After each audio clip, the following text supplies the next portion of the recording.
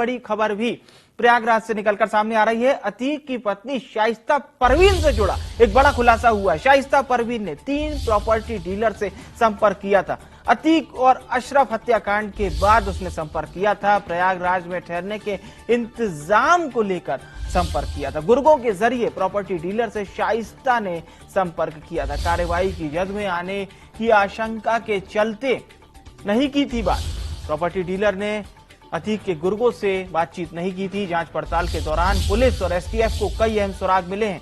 तीनों property dealer Atiq के बेहद करीबी बताए जा रहे हैं और पुलिस जल्द ही इन तीनों प्रॉपर्टी डीलर से पूछताछ कर सकती है।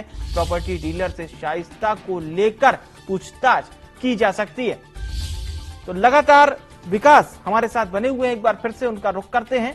विकास, ये बहुत बड़ा खुलासा हुआ है शाइस्ता परवीन को लेकर, जिसमें 3 नाम बताए जा रहे हैं कि 3 नाम 3 प्रॉपर्टी डीलर के हैं और ये बताया जा रहा है कि बहुत जल्दी पुलिस इसको लेकर खुलासा भी कर सकती है। विकास का रुख करते हैं एक बार फिर से। जी विकास, क्या कुछ जानकारी है आपके पास इस बड़े खुलासे को लेकर? देखिए, साफ तौर पर अभी भी जिस तरीके से लगातार उमेश पाल हत्याकांड जब से घटना हुई तब से नए नए खुलासे हो रहे हैं, नए नए इनपुट सामने आ रहा है। वहीं अब जानकारी सामने आ रही है कि शाइस्ता परवीन, जिसकी लगातार प्रयागराज पुलिस, कौशाम्बी पुलिस, उत्तर प्रदेश के कई जनपदों की पुलिस लगातार खोजबीन कर रही है। उत्तर प्रदेश के बाहर भी लगातार खोजबीन की जा रही है, लेकिन अभी तक उसकी गिरफ्तारी नहीं हो सकी है। प्रयागराज पुलिस के द्वारा उसके ऊपर 50,000 का इनाम घोषित है।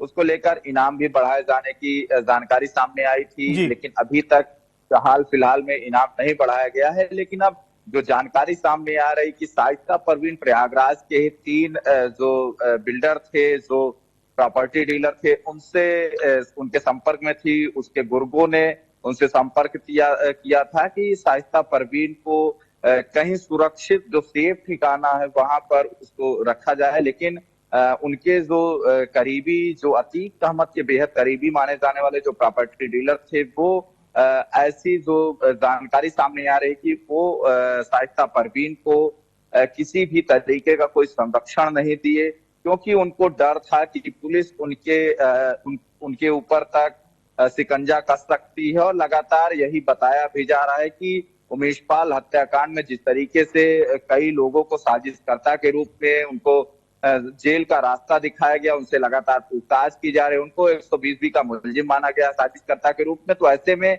जो प्रॉपर्टी डीलर थे, जो बेहद करीबी प्रॉपर्टी डीलर थे, जो प्रयागराज के बड़े प्रॉपर्टी डीलर माने जाते हैं, लेकिन एसटीएफ और प्रयागराज पुलिस की छानबीन में अभी नाम का खुलासा नहीं किया गया। लेकिन सूत्रों के अनुसार यही जानकारी सामने आ रही कि इन तीनों सूत्रों के जो प्रॉपर्टी डीलर थे, उनके संपर्क में शाइस्ता परवीन थी और उनसे ठहरने की गुजारिश कर रही थी, लेकिन उन्होंने ऐसी किसी भी तरीके की कोई सहायता नहीं की थी। ऐसे में शाइस्ता परवीन अब कहाँ है या जांच का विषय है। लगातार प्रयागराज पुलिस छापेमारी कर रही है, लेकिन अभी तक उसकी गिरफ्तारी नहीं हो सकी है। कछारी इलाके में हो या हटवा इलाका हो, प्रयागराज के नवाबगंज थाना इलाके का, जहां पर अतीक के कई करीबी जो मुबारकपुर एरिया है, वहां पर लगातार छापेमारी की जा रही है। तो साफ तौर पर लगातार पुलिस की कोशिश जारी है, लेकिन नाकाम हो जा रही है, क्योंकि जिस तरीके से सामने आ रहे हैं, ड्रोन के जरिए निगरानी रखी जा रही है, लेकिन किसी भी तरीके की कोई गिरफ्तारी नहीं हो सकी है अभी तक। बिल्कुल बिल्कुल,